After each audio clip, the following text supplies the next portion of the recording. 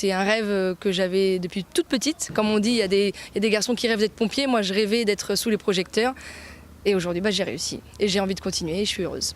Un sourire et une motivation qui font assurément plaisir à voir. À 33 ans, Delphine Saint-Cyr vit un rêve éveillé. Elle est aujourd'hui productrice de la tournée de ce cirque de passage début mai à Vittel.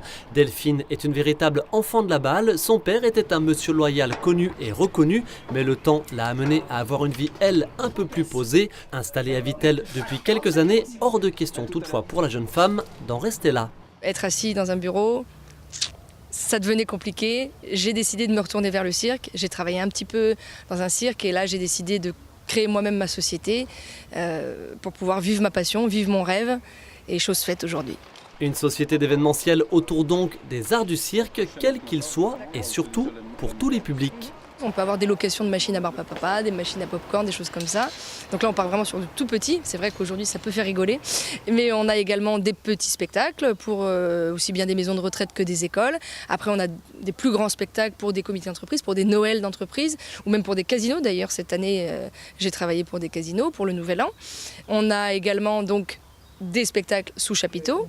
Pour créer son entreprise, Delphine s'est rendue à Épinal sur un forum de l'emploi, puis s'est rapidement rapprochée de la Chambre de commerce et d'industrie, CCI dont une de ses conseillères a d'emblée été séduite. Et d'habitude, le cirque, il y a un chapiteau, on va voir le cirque. Là, c'est Delphine qui se déplace et qui propose, même si on le souhaite, l'exemple qui j'ai trouvé ça extraordinaire, c'est vous vous mariez, vous voulez arriver à dos d'éléphant, mais Delphine, elle le fait, quoi.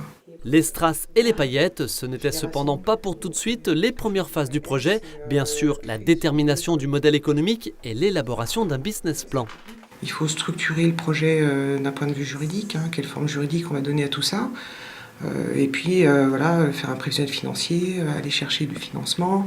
Donc ce qu'on a proposé à Delphine, c'est un crash test où elle a pu présenter son projet à des experts qui ont pris un peu après le relais sur la structuration juridique et financière, qui lui a permis de rencontrer un banquier qui a financé le projet parce qu'il a adoré le personnage et l'activité.